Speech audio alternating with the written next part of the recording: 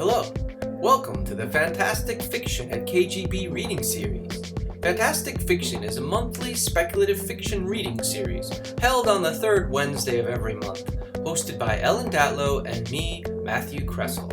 We spotlight well-known and up-and-coming science fiction, fantasy, and horror authors, and admission is always free. We publish a monthly podcast and video so people who can't attend the in-person event can still enjoy the readings. If you'd like to support the series, you can donate at kgbfantasticfiction.org/support. Anyway, on to the show. Matthew Kressel. I co-host the series with Ellen Datlow, who unfortunately could not make it tonight. She's dealing with some family issues. So I am joined tonight by the ravishing Rajan Khanna, who is right here. He's gonna my co-host tonight. You can clap. It's totally cool. So thank you, Raj, for stepping in at the last moment. He's traveling all the way from Philadelphia to be here tonight. So we thank you, Raj. Fantastic Fiction at KGB is a monthly reading series held on the second Wednesday of the month. We are always free. We never charge a cover. All we ask is that you buy a drink, hard or soft, and tip your bartender. Mary, wave, Mary. Mary is working hard to keep you hydrated, so please buy a drink, support the bar, support the series, and support Mary. So we're very excited. This is the 2023 was a really great year. Like we've after the pandemic, we were locked down. Our series, like our attendance got really low, and then 2023 we just like shot right back up, and you can see it tonight. We got standing room only. Thank you for coming. 2024, we're super excited. We've got great guests lined up for next year. January 10th, we got P. Deli Clark and Eric Schaller. You can clap, it's totally cool. February 14th, Isabel Yap and Randy Dawn.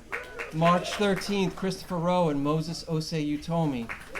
April 10th, Jennifer Marie Brissett. May 8th, Anya Johanna De Niro. June 12th, Grady Hendricks and Bracken McLeod. So we hope you will join us for that. If you want to be on our mailing list, go to kgbfantasticfiction.org. You can sign up. We don't spam. We send about 2 or 3 emails a month just reminding you of the series. And or you can follow myself or Ellen Datlow on socials, Twitter, Facebook, Blue Sky, etc. And there you go. So I'm excited for our readers tonight. We are joined by Holly Black and S.L. Coney.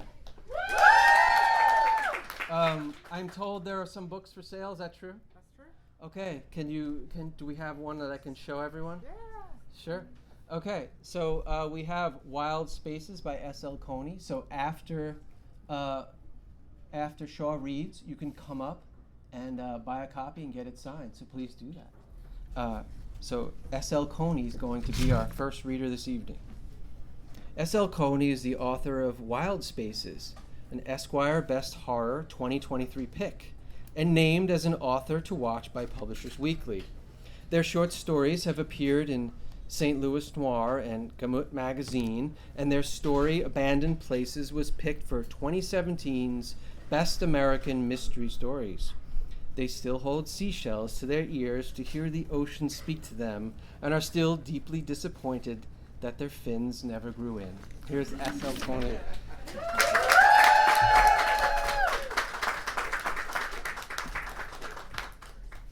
Alrighty.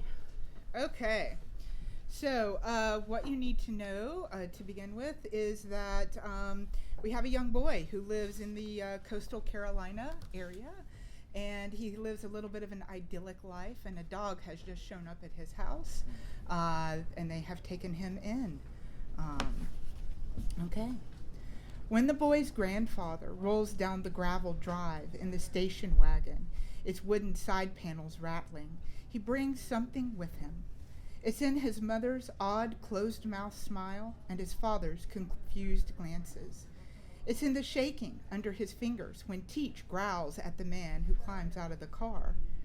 The family leaves the porch with the hollow thwack of wood against wood, the screen door bouncing shut behind them. In the gray area between the electric light at the edge of the house and the dark of night, the raccoon sneaking into the outdoor shower retreats, back hunched as he runs. The old man stands tall and barrel-chested, his shoulders straight and strong, his unlined face topped by a shiny bald head. He looks less like a grandfather and more like the man on the bottle of cleaner the boy's mother uses to mop the floor. But the old man's eyes, those are unmistakable. They are the same deep, turbulent blue as his mother's, as his own. They stand in an uneven huddle, the cicadas' song swelling around them as the insects devour their way down the coast. It's the old man's shoes that catch the boy's attention. The black dress shoes are caked with sand, their hard edges digging into the naked, fleshy roll around the old man's ankle. They don't match the board shorts and faded Ron John t-shirt he's wearing. He reminds the boy of the men and women he sees along King Street with their knapsacks and cardboard signs, the ones his mother hurries him past. The old man's smile is brilliant, eyes bright as the South Carolina sun. "Dad?" the mother's boy asks. The old man pulls her into a hug, chin resting on her shoulder. His mother's hands flutter over the old man's back before landing, and she wrinkles her nose. The boy has seen this look on her face before, mostly in the kitchen when she peels back a corn husk to find a worm inside, but also when she's bent over her books, notes scattered around her as she looks for something she needs. The hug runs long, and his mother's hands keep lifting from his back as she stands, bent into the hug, the old man's arms crumpling her into a new and uncomfortable shape. As soon as she puts her hands on his shoulders and starts pushing away, the boy's father slips an arm around her waist, pulling her back as he sticks out his other hand. "It's nice to meet you." The father's words draw smooth and elegant in a way his mother calls genteel. She tries to emulate it sometimes, making the boy laugh and his grandfather groan and try to hide his smile. "Stop," he'll say, "that's awful." And then she laughs too. But the old man ignores the offered hand, staring at the boy instead. There's a looseness to his eyes that bothers the boy, the way they push up against his eyelids. "Married a Southern boy, I see," his grandfather says. The summer night feels heavy, and the boy fidgets under his long gaze, searching for a bit of air to dry the dampness from his skin. "Where are you from?" The old man laughs, a full belly laugh with his mouth wide open. The boy stares. He's never seen anyone with a tongue and throat so white. "Oh, I like you," the old man says. His father drops his hand to his side. "Mr. Franklin," his grandfather's gaze snaps to the boy's father. "That's not my name." He nods at his head at the boy's mother. "Not her name, either." Teach grumbles at the boy's side. There's a long moment, the boy's fingers caught in Teach's fur, and then the old man finally sticks his hand out. "Sorry about that. Getting old, and my eyesight's not so good in the dark." His father hesitates before taking the old man's hand, the muscle in his jaw twitching. "Sure, yeah, sure. Nice to meet you, mister." The old man's smile makes the boy uneasy, though he doesn't know why. The conversation comes like the stirring of thick marsh water when something ancient and slow moves at its bottom. The boy slips away, skimming his hand along the side of the station wagon until he gets to the back. The car is dirty, like someone raced it up and down the back roads between the cotton and peanut fields. The boy drags his finger through the dust on the window, first drawing his name and then sketching a picture of Teach.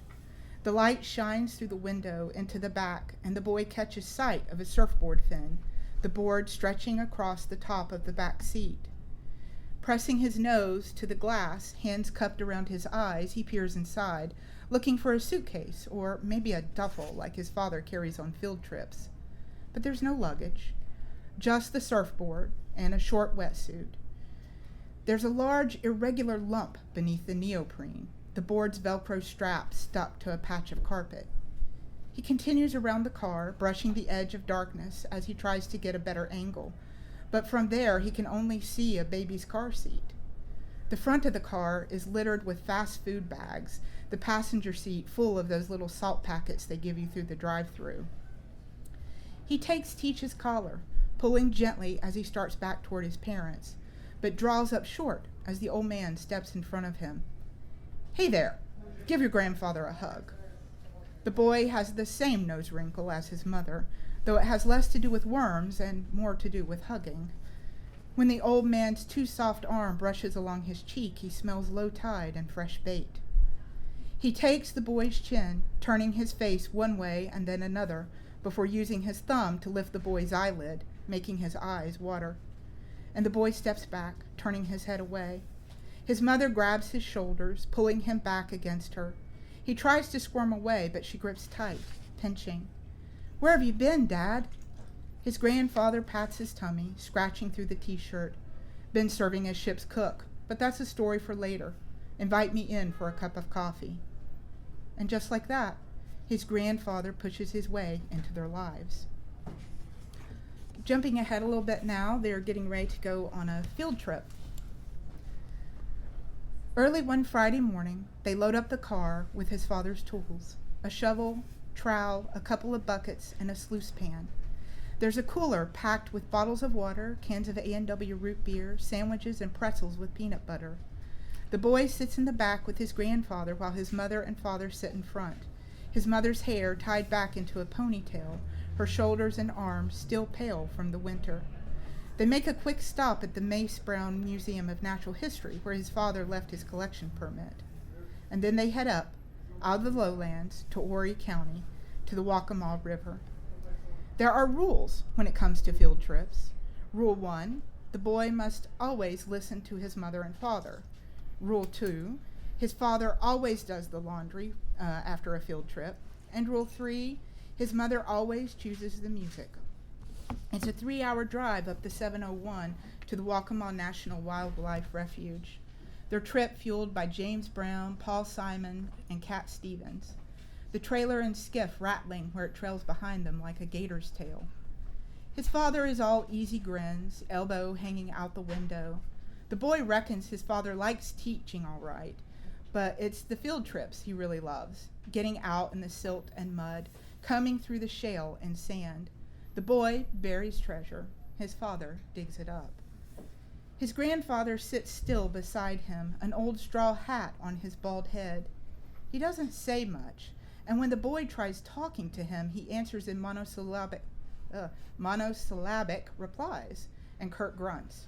So the boy gives up, wondering why the old man came in the first place. If he didn't want to be there, if he hadn't come, Teach could have. They bypass the white sandy trails peppered with copper-colored pine needles, the tourist areas full of hikers and bird watchers, driving deep into the refuge, down into the land of foxes, lynx, and bears.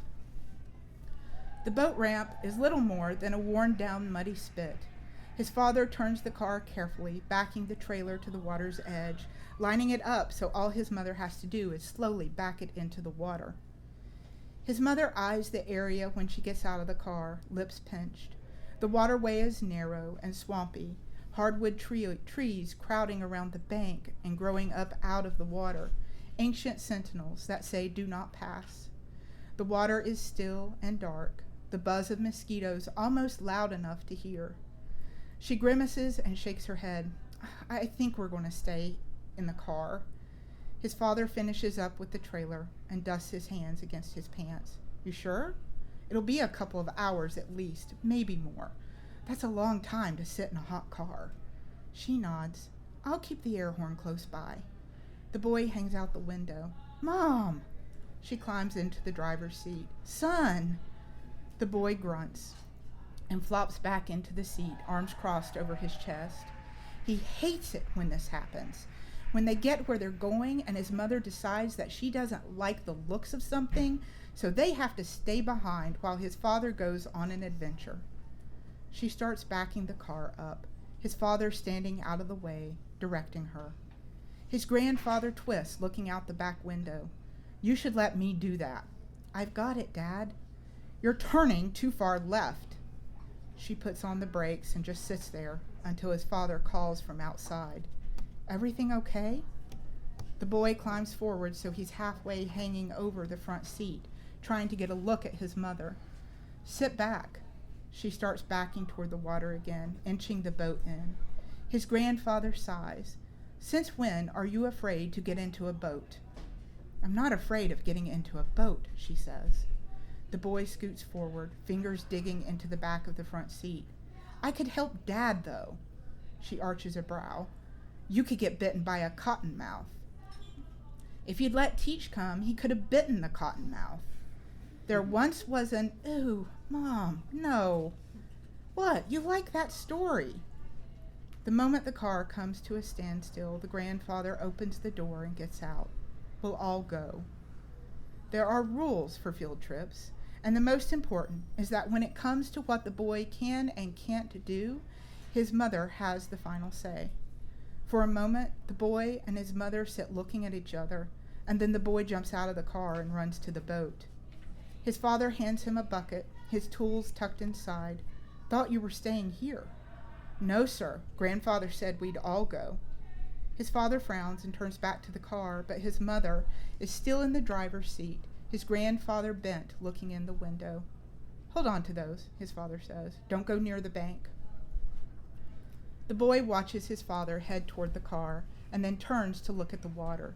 The swamp looks like something from one of his books, a place where someone might go to hide or maybe sink a chest of gold. When the adults come back, they're all quiet, his mother stiff. His grandfather walks right up to the bank and squats, stirring the water with his hand. He gets a handful and brings it to his nose, sniffing before making a face and letting it go. Fresh water? What are you hoping to find in here? Bivalves, mostly. His father holds his mother's hand as she steps into the boat and then lifts the boy in. His grandfather gets in and his father follows, pushing away from the bank with the wooden oars, specifically the whack-a-mole spike. His mother sits in the middle of the boat, holding on to the boy like he might fly away. His father turns to the boy. The whack-a-mole spike is found only in this river. It has two kinds of teeth, hinge teeth and pseudocardinal teeth. The pseudocardinal teeth protect the animal by making it harder to open the shell. Shell? You saying we came all this way for clams? If that's what you wanted for dinner, I could have caught us some without the drive, his grandfather says. The corners of his father's lips quirk up before he shakes his head. Not clams, and we're not eating them. They're threatened. The boy's mother brushes a stray wisp of hair from her face. He studies them. Threatened by what? His grandfather says. His father grins real quick and then looks away, clearing his throat. Threatened by extinction. The boy's mother gives his father a tiny head shake. His grandfather narrows his eyes and rubs his jaw, studies them. He mumbles something else, but the boy doesn't understand it. He thinks maybe his father doesn't either. The humor is gone from his father's face, leaving behind an irritated look.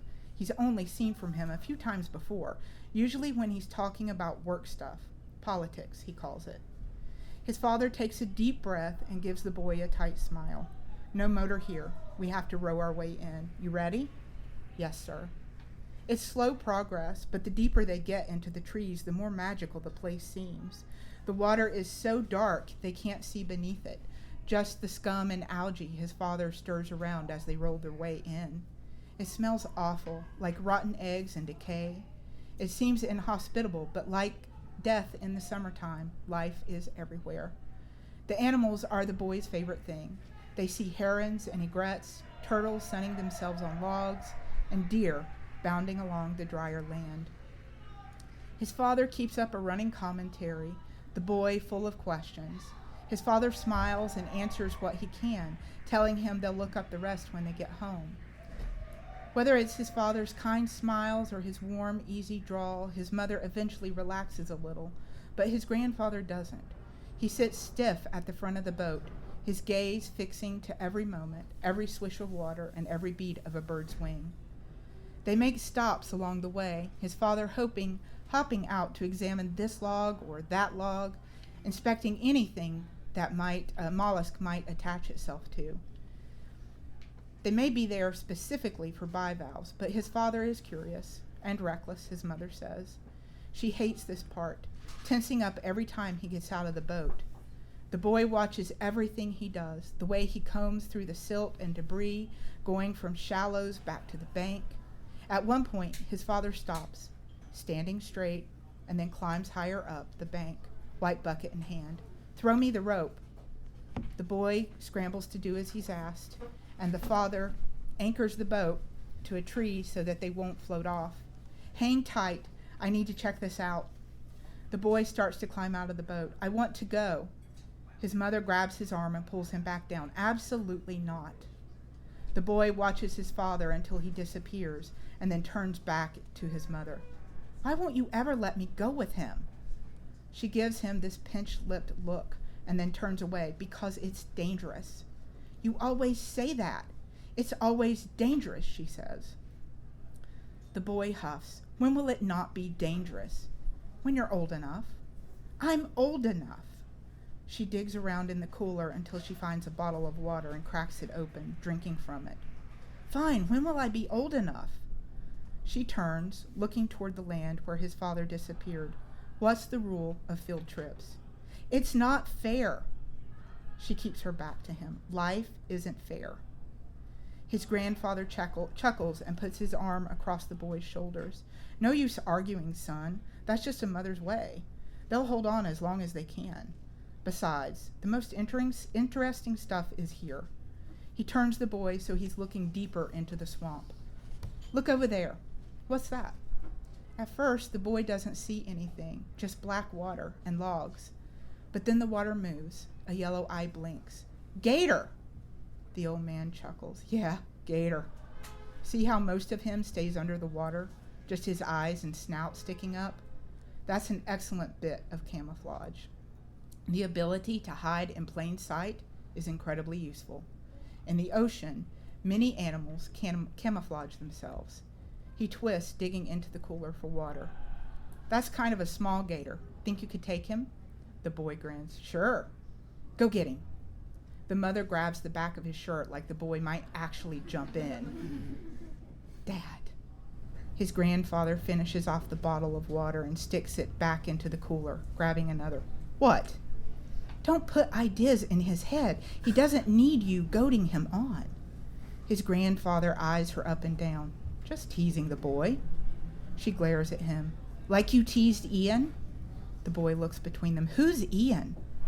The muscle in the old man's jaw twitches, and he points toward the land with his chin. "He's sort of odd, isn't he?" His mother starts biting her thumbnail, turning to look for the boy's father. "He might think that of you." His grandfather's lip curls, and then he sniffs, looking away and smiling. "You didn't get as far away as you think, you know?" She bends, grabbing the air horn from the bottom of the boat, holding it in her lap. "I'm not sure what you mean." His grandfather puts his hand on the boy's shoulder, smiling at him. "This one here? He's a chip off the old block, aren't you?" The boy looks at his mother, and then back to his grandfather. "I guess so. Who's Ian?" His grandfather winks at him and pulls him into his side. His mother fumbles with the air horn, and for a moment the boy thinks she's going to use it, so he tenses, ready to cover his ears. His grandfather eyes the canister. "What is that thing?" "Air horn. We use it when we need to call Dad back to come real quick." His grandfather huffs and looks around. "Not sure why you're clutching that thing? There's no danger. You're safe. You're dry. It's just the three of us in a boat, just family." His mother runs her tongue over her teeth. The boy doesn't like the way she's looking at him, like she doesn't know who he is. There's a sudden thrash of water, a thunk, and the boy turns to see a gator thwack a tree with its tail again and again. A small tuft of feathery white fluff falls into the water, and then another. The gator turns, snapping his teeth around the egret chicks, and again, chewing before it tilts its head back and swallows. Above them, the mother circles, her grating, throaty cries filling the swamp as she watches the gator eat her young. His mother uses the air horn. The sudden blast of noise startles the boy, and he loses his balance, his grandfather catching him before he topples in. "Fucking hell!" His grandfather snatches the air horn away, tossing it into the bottom of the boat, mouth open, wide, like he's ready to yell. What's wrong with you? It takes a minute for his father to get back. He comes running, looking frazzled. What? What is it? He looks around, but it's just the three of them now. The gator moved on. We need to go, his mother says. His father wades into the water. Why? He looks around again. I just need a little more time. You won't believe what I found. There's a space a couple 100 yards back where the underbrush clears out. Honey, there's still some cabin foundations, and look. He sets his bucket down in the boat, and the boy moves closer, trying to see what he's found. His father brings out a stone, dirt still clinging to it. It's irregular, the surface wavy and smooth. The boy has seen enough to know this rock was shaped by human hands. See this notch, his father says?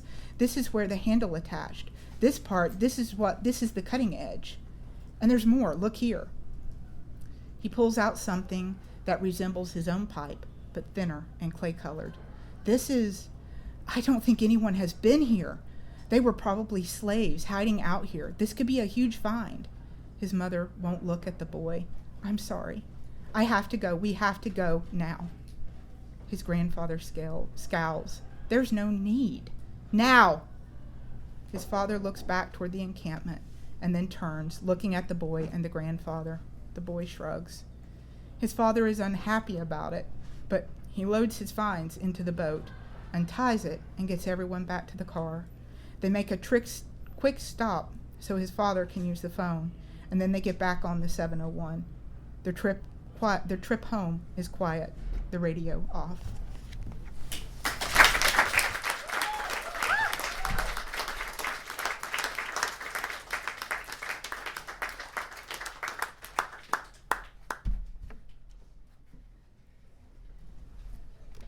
Thank you. So you have copies of that for sale, right? Yeah, we have a few copies. So come up, get them signed. We're going to take about a 10 or 15 minute break, and then we'll be back in a few minutes with Holly Black. So stick around.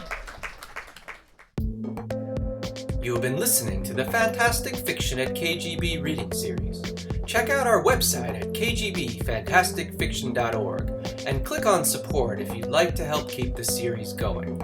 Anyway, that's our show. Thanks for listening, and see you next month.